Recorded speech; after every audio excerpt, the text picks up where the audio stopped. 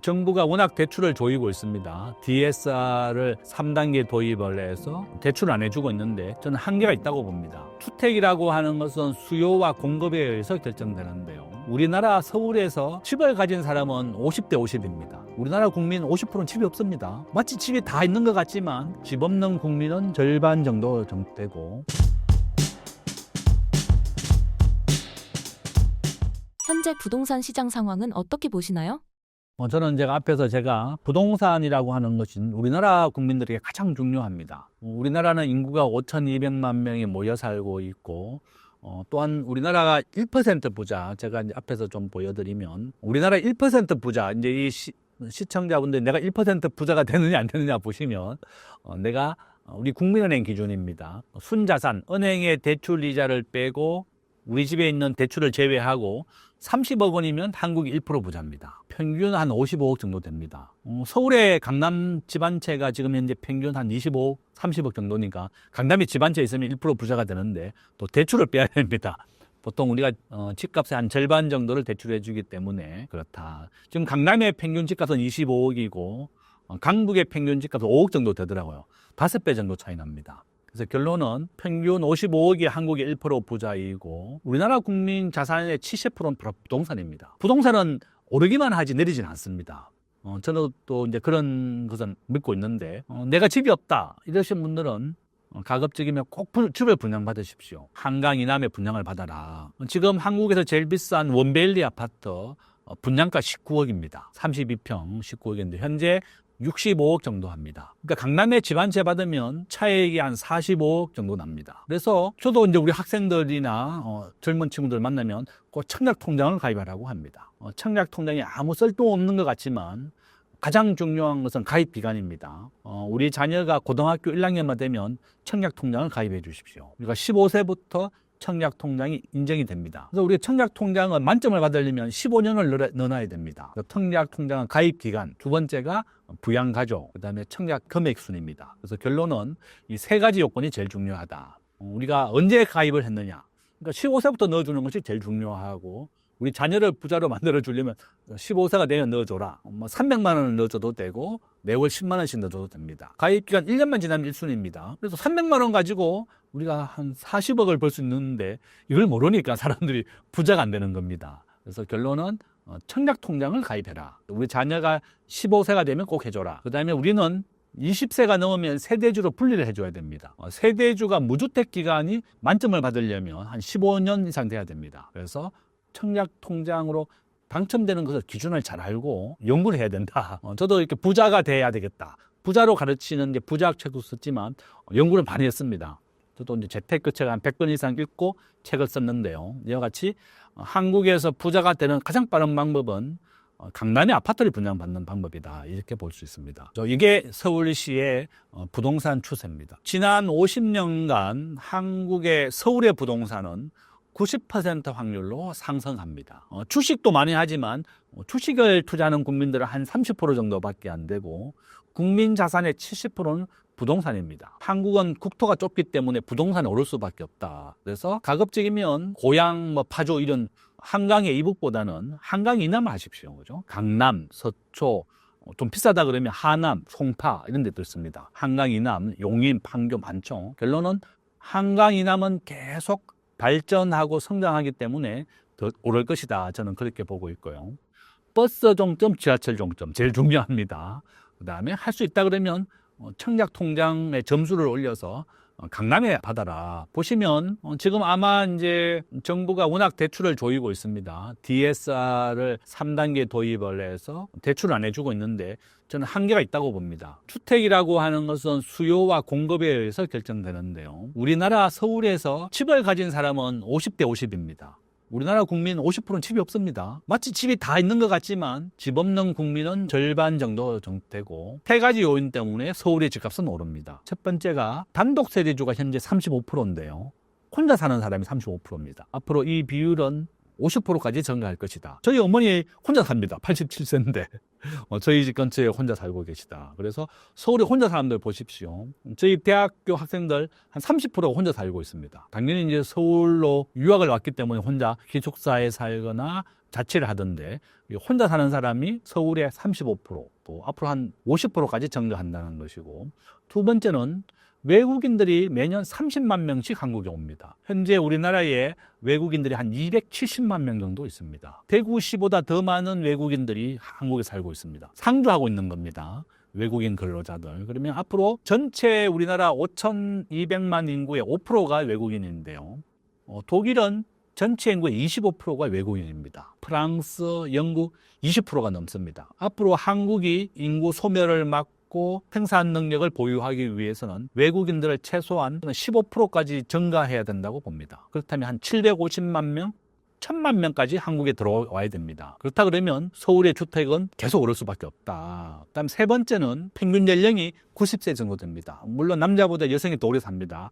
여성 한 90세, 남자가 한 82세 정도 되는데요. 이 평균 연령은 계속 증가하고 있습니다. 그래서 우리가 평균 연령이 90세를 넘어서기 때문에 집값은 오른다. 저는 지방보다는 서울 수도권, 한강 이남, 서울이 중요하다. 그래서 우리가 서울에서 아파트를 분양받으려면 서울에 주소가 2년 이상 있어야 됩니다. 우리가 부자가 되려면 청약 통장에 대한 그런 조건을 꼭 확인하고 해야 되겠다. 서울시는 이렇게 90%로 상승한다. 지금은 조정받고 있습니다. 정부가 대출을 규제해서 내리고 있지만 장기적으로는 다시 오른다. 저는 그렇게 보고 있고요. 이건 이제 KB 부동산이 이렇게 전망을 했는데 우리가 IMF나 글로벌 금융위기를 겪었지만 장기적으로는 다시 또 오른다. 이것을 볼 수가 있습니다. 요거는 미국의 채권 은행의 이자율을 보여주는 겁니다. 미국은 현재 기준금리가 4.5%지만 1980년에 미국의 기준금리는 21%였습니다. 21%에서 장기적으로 우하향합니다. 지금 현재 4.5%지만 예년에는 한 2%까지 떨어졌거든요. 트럼프 대통령의 이런 고관세 정책이 좀 수그러든다 그러면 미국은 기준금리를 내릴 것이다. 저는 그렇게 보고 있습니다. 그렇다면 부동산 단기 전망은 어떻게 보고 계시나요? 우리나라는 매년 물가가 한 3% 정도 오릅니다. 근데 시멘트, 건축자재 이런 것은 뭐 5%, 10%까지 오르고 있죠. 우리가 이제 물가라고 하는 것은 인플레이션율을 말합니다. 인플레이션이라고 하는 것은 경제학에서 물가가 오른다는 것을 인플레이션이라고 부릅니다. 한국에서는 400개 정도의 모든 물가를 평균 낸 것을 가지고 계산합니다. 정확히 한 380개 정도 됩니다.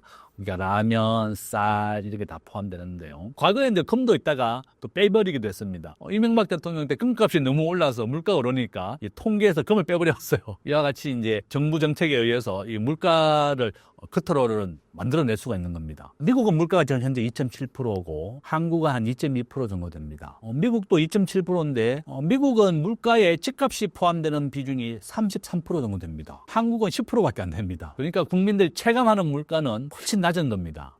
미국은 월세라든지 자가가 다 물가에 포함되어 있지만 한국은 물가에 포함되는 게 자가집을 빼버립니다. 내가 투자의 목적이다 이래서 우리 기획재정부가 자기 집은 물가에서 빼버렸습니다. 그 월세 전세만 포함되어 있기 때문에 물가에 포함되는 부동산의 비중은 10%밖에 안 됩니다. 보통 미국과 유럽은 한 35% 정도 반영되어 있습니다. 제가 미국에 작년에 갔다 왔는데 우리 미국에서 만난 우리 한국인 아가씨 30좀 됐는데 자기 급여가 7만 달러 한 1억 정도 됩니다. 근데 자기 집세가 350좀 되더라고요. 뉴욕에서 방 한 칸입니다.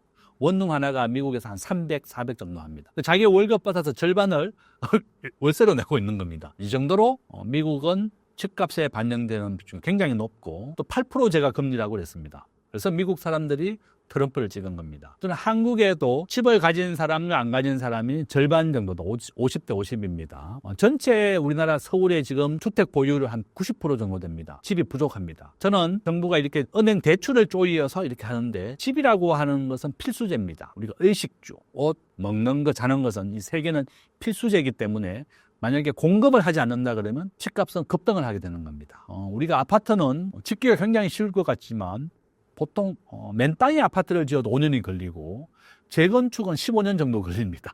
제가 이제 올림픽 아파트 근처에 살고 있는데 올림픽 아파트 재건축을 하자고 해도 아마 15년 이상 걸리니까 이 주민들이 반대하는 겁니다.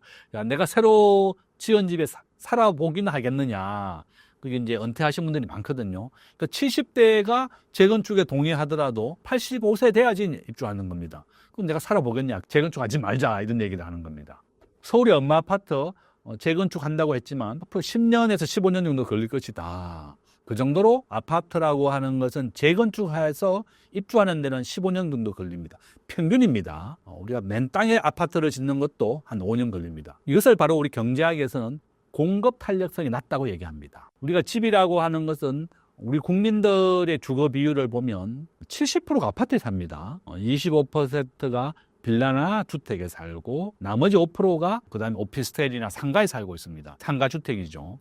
결론은 국민들은 안전하고 편리하기 때문에 아파트를 선호하는데 아파트는 짓는데 5년 걸립니다. 최소한 10년 정도 걸립니다. 그래서 서울이 집값이 부족하게 되면 급등을 하게 되는 것이다. 저는 아마 단기적으로는 좀 내릴 것이다. 조정을 받는다는 거 얘기하죠. 어려운 말을 많이 쓰더라고. 조정이라고 하는 것이 쉬운 말로 좀 내린다는 뜻입니다.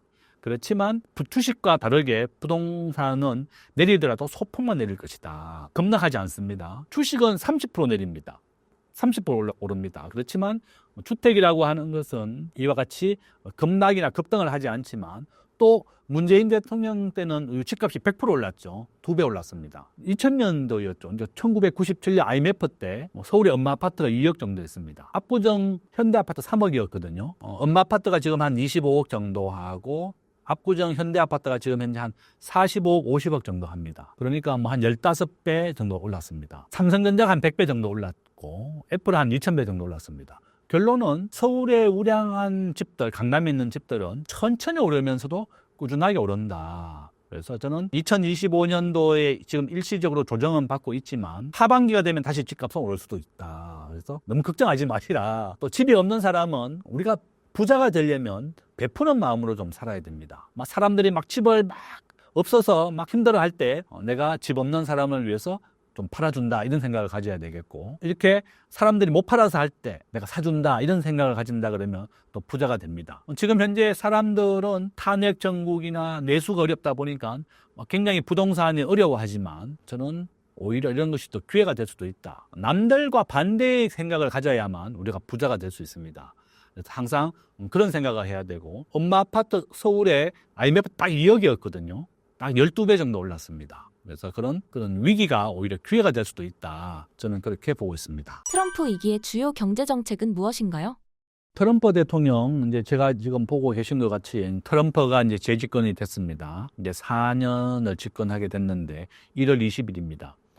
트럼프는 전 세계에서 모든 기업들을 미국에 불러들이겠다. 법인세를 20일에서 15%까지 낮추겠다. 미국에 공장이 없는 기업에 대해서는 고관세를 부여하겠다. 이것이 바로 트럼프의 핵심 전략입니다. 그래서 캐나다, 멕시코 25%, 중국은 60%, 한국, 일본 10%, 아마 EU도 10% 정도 부과하겠다고 얘기하고 있습니다. 그렇다 그러면 지금 현재 미국은 1인당 국민소득이 한 8만 달러 정도 됩니다. 한국은 3만 6천 달러라고 이제 어제 발표했습니다. 결론은 미국 국민들이 8%의 고금리를 받고 있기 때문에 미국 국민들의 일자리를 만들어주고 더 잘 살게 하겠다는 것이 목표입니다. 지금 현재 저는 가장 큰 우려가 됩니다. 이 한국 경제가 더 어려워질 것이다. 우리 법인세 26%이고요.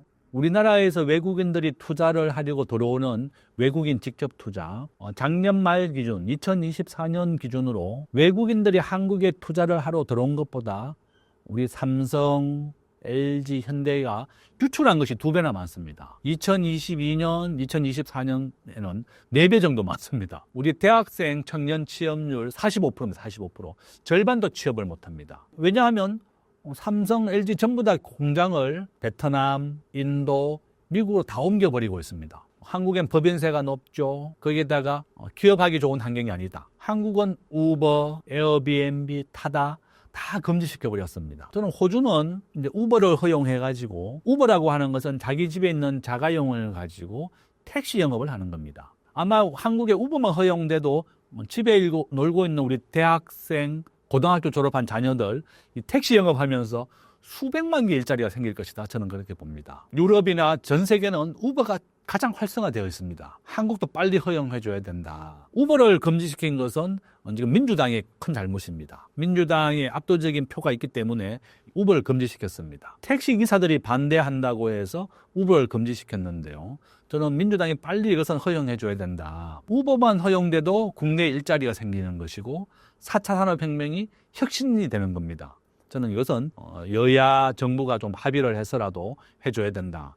트럼프 대통령 얘기를 좀 더 돌아가서 얘기하면요. 트럼프 대통령은 이와 같이 미국의 우버, 에어비앤비가 미국은 다 허용되어 있는데 여기에다가 규제를 70% 더 없애겠다고 했습니다. 트럼프를 지지했던 일론 머스크입니다. 테슬라 창업자인데요. 일론 머스크가 약 한 3천억 정도를 트럼프에게 선거 자금으로 줬습니다. 바이든 대통령 시절에 본인이 인공위성을 쏘아 올려서 제자리로 돌아오는 것을 개발했습니다.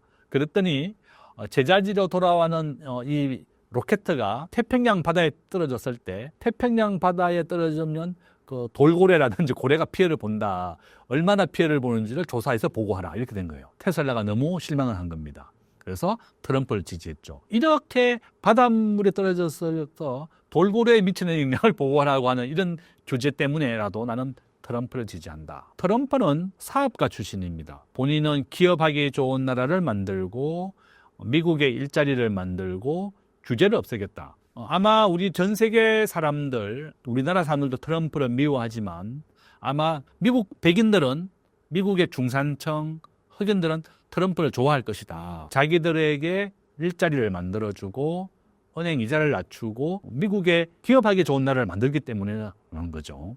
결론은 아마 이제 트럼프가 이런 제조업 강국 이렇게 될 것이다. 저는 그렇게 보고 있습니다. 제가 이제 PPT 보고 계신 것 같이 우리 대한민국이 살아남으려면 미국의 현지에 공장을 짓고 미국의 고관세를 피해야 됩니다. 지금 멕시코와 캐나다에 있는 한국의 많은 기업들 미국 본토에서 최대한 생산을 늘려야 되겠고 신규 공장이 없다면 신규 공장을 지어야 되겠습니다. 우리 LG, 현대, 파리바게뜨까지 미국의 공장을 짓고 있고 미국의 생산을 지금 하고 있습니다. 2026년이 되면 삼성전자의 메모리 반도체 공장이 미국 텍사스에 완공이 됩니다. 아마 한 수천 개의 일자리를 만들어낼 것이고 미국 본토에만 파급력으로 중소기업도 같이 옮기기 때문에 많은 일자리를 만들어내게 됩니다. 이와 같이 우리 삼성전자 법인세 26% 냅니다. 한국에는. 근데 미국은 15%까지 낮춰주겠다. 현재 21%인데 세계 평균이 21%입니다. 트럼프는 15%까지 낮추겠다. 지금 전 세계에서 법인세가 가장 낮은 나라는 아일랜드입니다. 12%입니다. 한국의 절반도 안 된다. 박리담회입니다. 세금을 낮춰주면 전 세계 기업들이 와서 일자리를 만들어주는 겁니다. 저는 법인세를 낮추는 것도 민주당이 반대를 했습니다. 원래 정부가 22% 법인세를 낮추는 제안을 했는데 지방세를 포함해서 27%에서 1% 낮춰줬습니다. 26%. 세계 평균으로 낮춰줘야 된다. 저는 민주당이 최소한 세계 평균으로 낮춰서 기업하기 좋은 나라를 만들어주는 것이 중요하다. 저는 그렇게 보고 있고요. 이와 같이 우리가 미국과 멕시코에 있는 많은 기업들의 공장들도 미국의 현지 생산을 늘려야 된다. 저는 그렇게 보고 있고 이거 한번 보시면 트럼프가 재집권 됐기 때문에 우리나라가 피해보는 금액이 너무나 큽니다. 작년에 우리가 88조 흑자 받습니다. 거의 90조 대부분의 흑자를 미국에서 받습니다. 이제 우리가 그런 것을 감안해야 되겠고 법인세를 이제 트럼프가 20일에서 15%로 인하하고 정말 기업하기 좋은 나라를 만든다. 이렇게 보시면 되겠습니다. 지금 상속세에 대한 비과세 얘기도 되어 있는데 한국은 상속세가 60%입니다. 자기가 일정한 금액의 비율이 넘어가게 되면 엄청나게 세금을 내거든요. 그래서 한국의 부자들 지금 싱가포르, 캐나다, 미국으로 옮기고 있습니다. 상속세가 없습니다. 기업을 영속해서 운영하게 되면 상속세를 내지 않는다. 그래서 중소기업, 부자들의 이탈을 막으려고 그러면 이렇게 상속세도 세계 평균이 한 15% 정도다. 좀 낮춰주는 것이 필요하다. 앞에서 제가 말씀드렸습니다. 우리나라 미국에 수출하는 것 자동차 순입니다. 이와 같이 우리가 미국에 물건만 팔아서는 안 되고 우리가 미국에서 수입도 해줘야 된다. 미국산 석유와 가스를 수입해 주는 것이 미국에 흑자를 남길 수 있는 가장 좋은 방법이다. 우리가 작년에 80조 원 흑자를 미국에서 남겼기 때문에 트럼프와 우리 협상을 위해서는 더 많은 석유를 사줘서 흑자를 폭을 줄여라. 그것이 가장 중요하다. 저는 그렇게 보고 있습니다. 미국의 대중국 관세 폭탄이 중국 전기차 산업에 미칠 영향은 어떤가요? 저도 아마 이제 가장 두려운 것이 딥시커의 전쟁입니다. 인공지능 전쟁이다. 딥시커는 메타 AI 책 GPT의 5%의 비용만 가지고 만들어냈습니다. 샘 올터먼이라는 친구가 원래 오픈 AI를 만들어냈는데 오픈 소스, 그 만들어낸 소스를 공개하지 않았는데요. 이 양훈양이 만든 R1 딥시커는 오픈 소스 공개를 해버렸습니다. 소스를 공개해버리면 많은 전 세계 사람들이 이 오픈 소스를 이용해서 제품을 업그레이드 시킵니다. 혁신을 시키는 겁니다. 그래서 오픈 AI도 지금 공개하고 이제 또 따라가겠다 얘기했거든요. 결론은 지금 중국과 한국과 미국이 있는데 한국은 미국과 지금 굉장히 협상을 많이 하고 있습니다. 2월 4일 날 샘 올터먼이 한국을 방문했고 삼성전자, 카카오, 크래프톤 많은 기업들과 협상을 맺고 카카오에도 이제 오픈 AI가 실리게 됩니다. 챗 GPT를 우리가 카카오에서 실행하게 된다. 중국과 미국의 인공지능 전쟁이 벌어지게 됐다. 결론은 우리 한국은 미국과 친해질 수밖에 없다. 우리 안보와 경제 면에서 우리는 미국과 친해져야 됩니다. 작년 말 2024년 기준으로 우리나라 전체 수출은 27%가 중국, 20%가 미국, 그다음에 7%가 홍콩, 6%가 일본입니다. 그러니까 중국과 홍콩은 지금 한 나라가 됐기 때문에 우리가 33%가 중국의 무역 의존도를 하고 있습니다. 전 세계 무역 시장에서 중국이 차지하는 비중은 15%입니다. 그러니까 우리가 세계 평균보다도 2배 이상 중국에 높은 의존도를 했습니다. 지금 우리 중국에 진출했던 기업들 다 망해서 나왔습니다. 롯데, 신세계, 현대자동차 저희 다 지금 문을 닫았다. 현대자동차 90% 공장 폐쇄했고요. 롯데와 신세계 완전히 철수했고 저는 우리 반도체 공장 중국에 70조 투자해 놨습니다. 삼성전자 35조, 하이닉스 35조가 투자되어 있는데 아마 트럼프 대통령은 아주 저사양, 더 낮은 것만 이제 중국에 조라고 할 것이다. 이런 지렛대 효과를 잘 이용해서 잘 해야 되겠다. 저는 가급적이면 더 높은 무역 의존도를 미국으로 전환을 해야 되겠다. 중국은 사유재산이 인정되지 않습니다. 영토에 대해서, 땅에 대해서는 중국 공산당이 가지고 있습니다. 일반 개인이나 기업에 대해서는 사용권만 줍니다. 그래서 기업이 언제든지 그 기업을 뺏을 수가 있는 겁니다. 그래서 뭐 신세계, 롯데, 백두산 우리나라 많은 기업들이 진출했지만 중국 공산당 사회주의 국가다 보니까 본인들이 이제 땅을 써야 되겠다 이러면 그냥 나가야 되는 겁니다. 그래서 사유재산이 제대로 보장되지 않는 것이다. 삼성전자 시향공장 저는 직접 가봤습니다. 중국 하이닉스 다 마찬가지다. 저는 우리는 중국에 대한 의존도를 낮추면서 미국 중심으로 전환해야만 살아남을 것이다. 중국은 트럼프가 60% 관세를 때리겠다고 했지만 2025년 2월 기준으로 10%만 부과했습니다. 앞으로 100일 안에 트럼프가 시진핑을 만난다고 했습니다. 그렇다 그러면 중국도 만약에 고관세를 맞는다 그러면 중국도 보복 관세를 하겠죠. 거기에다가 희귀금속, 전 세계 희귀금속을 또 중국이 잡고 있습니다. 양국이 서로 치열하게 전쟁을 벌이고 무역 전쟁을 벌이면 우리 대한민국이 가장 또 큰 피해를 봅니다. 한국은 무역 의존도가 75%입니다. 세계에서 두 번째는 없습니다. 1위는 독일인데요. 독일은 지금 성장률 마이너스로 돌아섰습니다. 워낙에 중국에 대한 의존도가 높다가 완전히 그냥 독일이 꼬꾸라졌다. 우리가 두 번째인데 한국은 원래 경제 성장률 1.5%입니다. 무역 의존도 두 번째로 높고 또 정치적 혼란 때문에도 더 어려운 상황인데 결론은 저는 아마 이제 지금 현재 트럼프가 집권했지만 60% 고관세를 때리지 않고 10%만 부과를 했고 중국산 펜타닐이 미국에 공급되지 않게 해라 이렇게 얘기하고 있습니다. 작년에 미국에서 마약으로 죽은 사람, 펜타닐로 죽은 사람이 11만 명 정도 됩니다. 이렇게 지금 트럼프는 캐나다, 멕시코에 대해서도 마약으로 인한 사망자를 막는 것, 불법 마약, 또 불법 이민자 한 2천만 명을 추방시키겠다고 했지만 지금 추방은 아직 못하고 있습니다. 여러 가지 정책이 있다. 결론은 미국과 중국의 이런 치열한 무역 전쟁, 저는 아마 트럼프가 계획하고 있는 이 무역 고관세 정책이 한 30% 정도는 시행이 될 것이다. 그렇지만 나머지 70%는 시행되기가 쉽지 않을 것이다. 왜냐하면 고관세 중국의 60%를 관세를 부여하면 미국으로 오는 수입 가격이 60% 올라가는 겁니다. 우리가 다이소에 가면 1,000원짜리 물건을 많이 사는데 중국산이 많습니다. 미국도 마찬가지입니다. 미국에 가면 1달러 샵이 있습니다. 모든 제품이 1달러예요. 그런데 중국 제품이 안 오면 2달러 샵이 될 겁니다. 3달러 샵이 될 것이다. 그러면 60% 부과가 된다 그러면 당연히 가격이 올라가는 것이다. 결론은 트럼프가 계획하고 있는 이 고관세 정책이 한 30% 정도는 실행될 것이라고 저는 보고 있고, 이 보복 관세를 서로 중국과 관세를 한다면 전 세계가 피해를 보게 되는 겁니다. 그래서 결론은 트럼프가 원하는 것은 마약을 줄이고 불법 이민자를 줄이고 미국 경제를 튼튼하게 하는 것이 목적이다. 그런 면에서 미국과 중국에 맞부딪히지는 않을 것이다. 아주 극대극으로 간다 그러면 최악의 상황이 되는 거죠. 중국은 2027년까지 대만을 먹겠다 이런 얘기를 했습니다. 그렇죠. 저는 쉽지 않을 것이다. 대만은 인구가 2천만 명 정도 되고요. 그 다음에 대만은 미국에서 계속 전투기나 이런 걸 투입해서 스스로 방어를 하려 하고 있습니다. 대만이 가지고 있는 이런 전투기라든지 폭격기를 가지고 중국의 샨샤댐을 폭격한다면 한 3억 정도가 몰살한다고 해요. 우리나라의 현무도 중국의 샨샤댐까지 날아갑니다. 한국의 미사일 600km를 갑니다.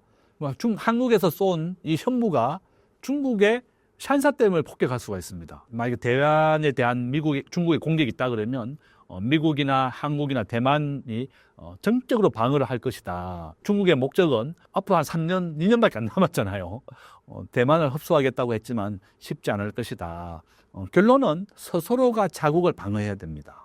가장 중요한 것이 국가로서는 국가의 방어, 안보고 그 다음이 경제입니다. 우크라이나가 핵무기가 1,700개 있었습니다. 세계 3위입니다. 1,700개가 있었는데 미국, 영국, 러시아가 우리가 너들 나라 우크라이나를 지켜줄 테니까 핵무기를 다 없애라고 했습니다. 그것이 바로 부다페스트 조약입니다. 우크라이나가 이 우방국들의 말만 믿고 핵무기를 다 없앴더니 러시아가 공격했습니다. 결론은 국가 안보에서는 그 어떤 나라도 믿을 수가 없습니다. 우리도 우리 국가 안보를 스스로가 지켜야 된다. 주한미군이 있지만 절대 믿어서는 안 된다. 환율도 마찬가지입니다. 1997년도 외환위기 미국과 일본이 주도했습니다. 일본이 가장 먼저 한국의 단기 채권을 팔면서 나갔고 미국이 뒤따라서 팔았습니다. 우리나라 국민은행 외국인들이 80% 지분을 가지고 있습니다. 삼성전자 50%를 가지고 있습니다. 이와 같이 우리나라 주요한 기업들은 절반이 33%가 외국인 지분이다. 결론은 이제 외국인들이 한국에 투자하는 게 직접 투자와 간접 투자가 있는데 둘 다 좋은 겁니다. 그렇지만 직접 투자, 공장을 지어서 투자하는 것이 더 좋다. 국민에게 투자한 80%를 간접 투자라고 부릅니다. 결론은 미국과 중국이 이렇게 치열한 무역 전쟁을 한다면 한국이 가장 피해를 볼 것이고 이렇다. 그래서 결론은 우리가 국제 금융이나 국가 안보나 우리 대한민국에 스스로 대비하고 지켜야 된다. 대만은 도시국가 섬나라잖아요. 2천만 명밖에 안 되지만 이와 같이 환율도 우리나라보다 안정되어 있는 이유가 그 어떤 나라도 믿지 않는 겁니다. 본인들이 1945년에 경험했습니다. 미국이 자기를 지켜주지 않더라. 그래서 대만은 중국 본토에서 쫓겨났죠. 2천만 명만 모여 살고 있습니다. 이와 같이 대만이 환율이 안정되고 외환 보유고를 비축하는 이유는 바로 그런 이유다. 그 어떤 나라도 믿지 않고 스스로가 환율과 국제금융을 지키고 있고 또 국가 안보도 마찬가지다. 이렇게 말씀을 드리겠습니다. 마지막으로 신사임당 구독자분들께 한 말씀 부탁드립니다. 저는 가장 중요한 것이 청약통장에 가입하는 겁니다. 우리 자녀가 15살이 되면 꼭 만들어 주시고 그 다음에 서울에 20세가 넘으면 단독세대주를 만들어서 무주택기간을 열려야 됩니다. 그것이 가장 중요하다. 청약통장, 무주택기간 이런 것이 중요하고 매월 10만 원씩 넣어주시면 됩니다. 자녀. 우리 청약종합저축통장인데요. 이것이 공공분양을 받으려면 또 월 25만 원씩 또 늘어났습니다. 그 청약제도에 대해서 공부를 많이 해야 됩니다. 제가 다음에 한번 청약통장에 대해서 한번 설명을 하겠습니다. 한국에서 부자가 되려면 아파트를 분양받는 것, 청약통장 제일 중요하고 그 다음에 1등 주식을 사는 겁니다. 저는 미국의 시가총액을 사라고 하는 것이지 개별 종목은 지금 현재는 애플이다. 이게 또 언제 바뀔지는 모릅니다. 그래서 엔비디아, 애플, 마이크로소프트가 세 개가 번갈아 가면서 하고 있는데요. 2024년 2월 기준으로는 애플입니다. 그래서 미국의 1등 주식을 사는 것이 환율 방어에 가장 좋다. 글로벌 주식에서 미국이 60, 한국은 1.5%입니다. 95%는 미국의 1등 주식을 사시고 5%는 한국의 삼성전자를 하시면 됩니다. 1등 주식을 사라는 겁니다. 그래서 애플과 삼성전자가 현재는 1등이다. 그렇게 말씀을 드리고, 그러니까 주식과 부동산, 그 다음에 사업을 통해서 우리가 부자가 되는 법이 있습니다. 제가 한 번 더 아까 그 얘기를 안 했네요. 폰지 사기라고 하는 겁니다. 이게 돌려막기 사기라고 하는 건데요. 이것은 계속 반복되어 일어나는 겁니다. 이자를 300% 준다. 우리가 국민은행에 적금을 들면 지금 현재 3.5% 이자를 줍니다. 기준금리가 3.0%이기 때문에 국민은행은 적금이자가 3%인데 이자를 300% 준다고 하면 100배를 주는 건데 이런 게 있습니까? 이런 데 속아서는 안 된다. 그죠? 상품권 투자를 한다, 무슨 투자를 한다고 해서 투자를 권유받고 있습니다. 최근에 보니까 제 이름으로 누가 또 밴드를 만들어서 사기를 하더라고요. 100명 정도 가입을 해서 대신 투자 이렇게 만들었습니다. 저는 절대로 그런 투자하는 그런 거 하지 않습니다. 그래서 결론은 폰지 사기. 오늘 이 방송을 보시면 넷플릭스의 2개의 영화를 보십시오. 첫 번째는 버나드 메이도프입니다. 미국의 정권거래소 이사장 출신인데 폰지 사기를 벌였습니다. 아무것도 투자하지 않으면서 앞에 사람에 대한 이자를 뒤에 사람 돈으로 주는 걸 폰지 사기라고 부릅니다. 이 찰스 폰지가 그 원조인데요. 이탈리아 사기꾼입니다. 그래서 오늘 넷플릭스의 2개를 봐야 되는데 하나는 버나드 메이도프의 다큐멘터리이고 또 하나가 트럼프에 대한 다큐멘터리입니다. 꼭 2개를 보셔라 이렇게 말씀을 드리고 결론은 우리가 국민은행 적금이자 3%보다 더 높은 이자를 주는 것은 다 사기다. 내 스스로가 계좌에 내가 돈을 넣고 1등 주식을 사는 것. 청약 통장을 통해서 아파트를 분양받는 것이 가장 빠르게 부자가 되는 방법입니다. 앞으로 누가 돈을 빌려달라 투자하라고 하는 것을 절대 하지 마라. 또 이렇게 말씀을 드리고 이 폰지 사기는 반복되어 일어납니다. 항상 명심해야 되겠다. 우리나라에서 상장된 기업이 2,600개가 있는데요. 매년 한국에서는 100개 정도 주가 조작이 일어납니다. 한 번 주가 조작을 하면 50억 정도 돈을 버는데요. 재판을 받고 기소되는 비중이 10%밖에 안 됩니다. 그래서 결론은 누가 주식을 사라 하는데 절대 믿어서는 안 된다. 다 사기다. 이렇게 보시면 되겠습니다. 그 누구도 이제 믿지 말라는 얘기를 하는 것이고 제가 앞으로 여행을 중소기업이나 창업을 해라.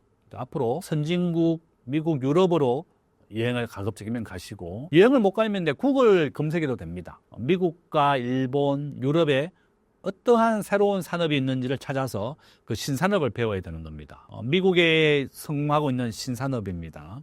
미국에 있지만 한국에 없는 속옷 업체입니다. 앞으로 이제 미국이나 일본에 가시면 한국에 들어와 있지 않은 브랜드를 가지고 오시면 됩니다. 일본에 갔더니 많은 브랜드가 아직도 한국에 도입되지 않았습니다. 야빠리 스테이크 내가 좋아합니다. 10,000원인데 한국에 도입되지 않았습니다. 물론 지금 현재 일본의 물가가 한국보다 더 싸기 때문에 그렇다. 스테이크가 10,000원입니다. 또 무한리필입니다. 밥이라든지 이런 거는 바로 이렇게 미국과 일본에 있지만 한국이 없는 것.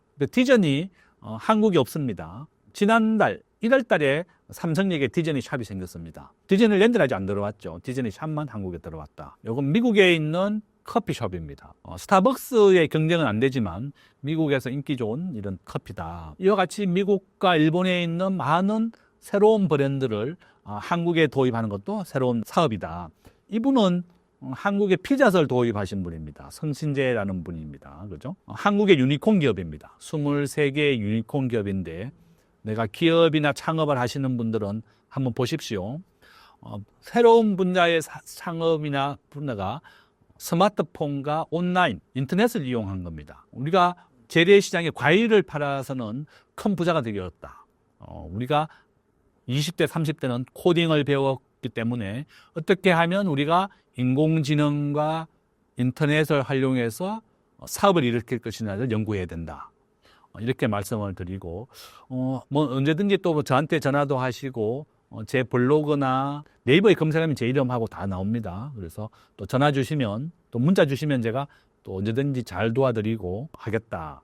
다만 제가 만드는 대신 밴드라고 하는 게 있습니다.